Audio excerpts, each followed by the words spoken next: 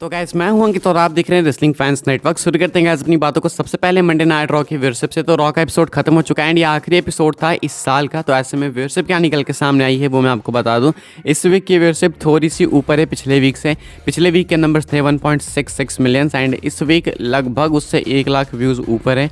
Monday night raw की overall viewership इस week I है 1.562 मिलियंस। तो यहाँ पे ऑलमोस्ट अप्रॉक्स 100 के व्यूअर्स में जो है बढ़ोतरी आई है एंड जरूर यहाँ पे कंपटीशन की कहीं कुछ कमी होगी, इसलिए मंडे नाइट रॉ ने ये स्कोर किया है। कमाल की बात है कि सीएम पंक पिछले एपिसोड में थे बट उसकी व्यूअरशिप डाउन थी, इस एपिसोड में नहीं है बट इसकी व्यूअरशिप अप है। हालांकि मुझे नहीं लगता कि अब किसी भी सुपरस्टार से कोई मतलब होता है कि ये बंदा आया तो व्यूअरशिप बढ़ेगी, वो बंदा आया तो व्यूअरशिप घटेगी, वो सब मैटर ही नहीं करता।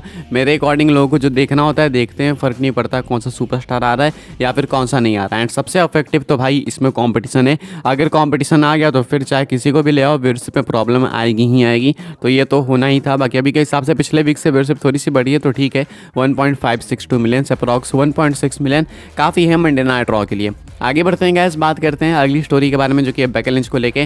तो बेकी लिंच ने काफ़ी बड़ी स्टेटमेंट दी है अपने WWE फ्यूचर को लेके, जो कि काफ़ी हद तक इंडिकेट करता है कि सेथ रॉलिंस का भी फ्यूचर क्या होगा WWE के अंदर। अब आपको पता होगा कि साल 2024 के अंदर कई सारे WWE सुपरस्टार्स बनने वाले हैं फ्री एजेंट्स, जिसमें कि ड्रू मैकिंटायर का भी नेम है, सेथ रॉलिंस का भी नेम है एंड बेकी लिंच का भी नेम है। तो ऐसे में गाइस बेकी लिंच इस चीज़ के ऊपर ही कॉमेंट करती हैं एंड कन्फर्म करती हैं कि वो WWE में ही रिटायर होंगी। दैट मीन्स कि अगला कॉन्ट्रैक्ट भी वो साइन करने वाली हैं। हालांकि कोई क्वेश्चन था ही नहीं एट द फर्स्ट प्लेस, लेकिन स्टिल लोग जानना चाह रहे थे कि इनका फ्यूचर क्या है। तो बेकी लिंच कहती हैं कि वो WWE के अंदर ही रिटायर होंगी। इनका कहना है, बेकी लिंच मतलब इन्होंने कहा बेसिकली एक इंटरव्यू के अंदर कि वो जो है WWE को अपना घर मानती हैं एंड WWE के अंदर ही रिटायर होंगे। अब इससे इंडिकेशन ये भी मिलता है हमें कि सेथ रॉलिंस का भी सेम माइंडसेट होगा। Seth Rollins and Becky Lynch ये दोनों WWE का ऑर्गेनिक टैलेंट है।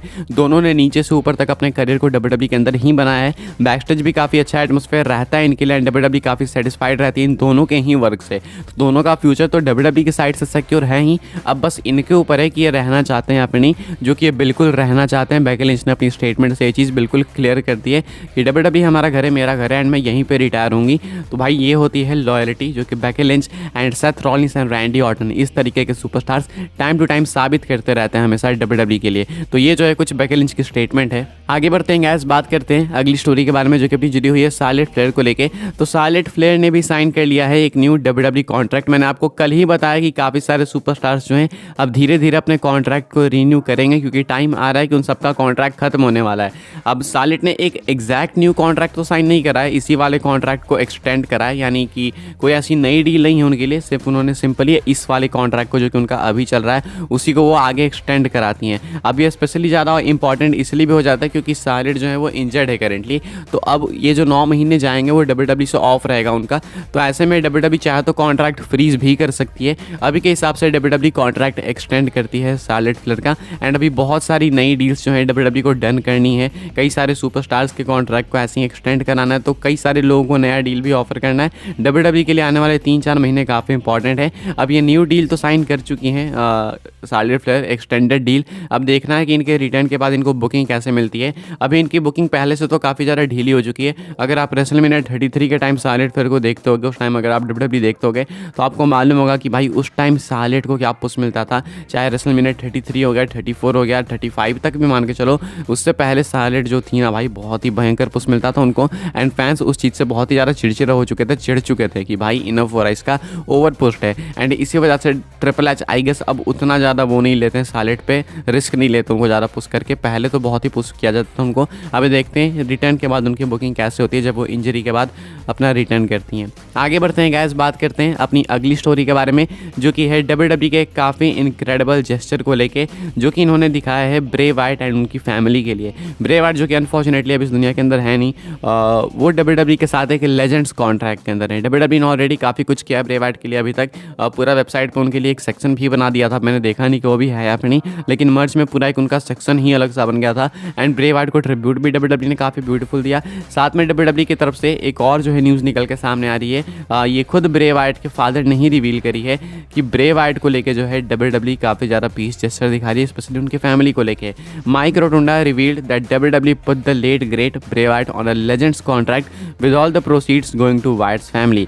Also says the more you buy Bray's merch on WWE shop the more it will help his kids. तो यहाँ पे माइक रोटुंडा का कहना है कि WWE ने एक बहुत ही अच्छा जेस्चर दिखा है एंड उनको ब्रे वाइट को एक लेजेंड्स कॉन्ट्रैक्ट के अंदर रख लिया है। ब्रे वाइट है नहीं इस दुनिया में, इसके बावजूद उनको जो है उनके नेम को एक लेजेंड्स कॉन्ट्रैक्ट में रख दिया है एंड उससे जो भी उनकी इनकम है वो पूरी की पूरी उनकी फैमिली को जाती है। कॉन्ट्रैक्ट की इनकम जाती है, साथ में जो मर्चेस वगैरह बिकते हैं ब्रे वाइट के उसकी टोटल इनकम उनकी फैमिली को ही जाती है। डब्ल्यूडब्ल्यूई प्रॉफिट नहीं लेती उस चीज़ से।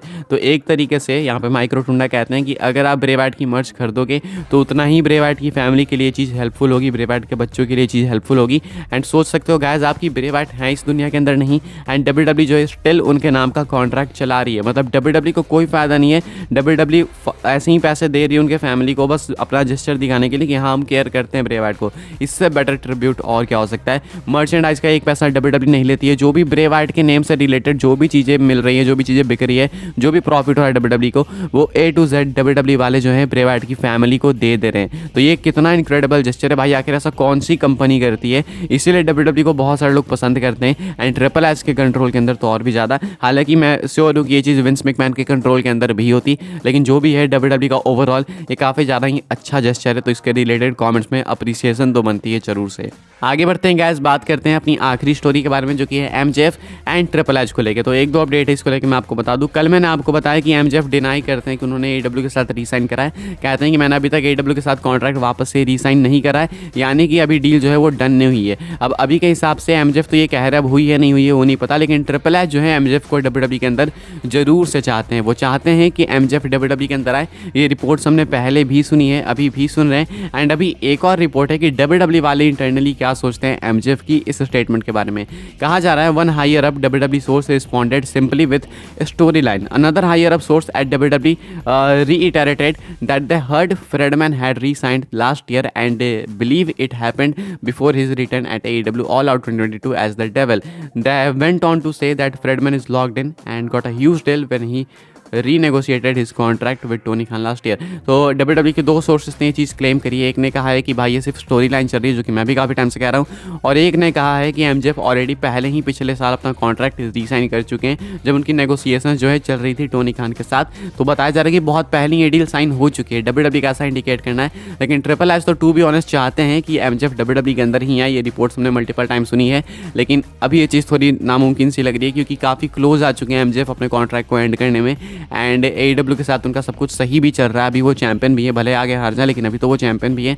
तो ऐसे में MJF के लिए चीज़ें AEW के अंदर करेंटली तो सही है, तो मुझे भी नहीं लगता कि वो AEW छोड़ेंगे। लेकिन ट्रिपल एच बेचारे की डिमांड है, देखते हैं चीज़ हो पाती है या फिर काफ़ी मुश्किल है, काफ़ी मुश्किल। डोर्स ऑलमोस्ट क्लोज्ड एंड अगर ये रिपोर्ट सही है कि पिछले साल ही वो साइन कर चुके हैं तब तो इम्पॉसिबल ही है। फिलहाल गाइस इस वीडियो के लिए कुछ अपडेट्स है। आई होप्स आपको इन्फॉर्मेशन मिली हो। मिले तो वीडियो को लाइक करें, शेयर करें, सब्सक्राइब करें चैनल को, ताकि आने वाले टाइम में आपको और भी ऐसी WWE की न्यूज़ रूमर अपडेट्स मिलते रहे। फॉलो कर सकते हैं आप लोग मुझे इंस्टाग्राम एंड ट्विटर पर, लिंक आपको मिल जाएगा डिस्क्रिप्शन में। ज्वाइन कर सकते हैं व्हाट्सएप चैनल को, उसके भी लिंक है डिस्क्रिप्शन में। मिलता है नेक्स्ट ऑफर काफ़ी इंटरेस्टिंग वीडियो में।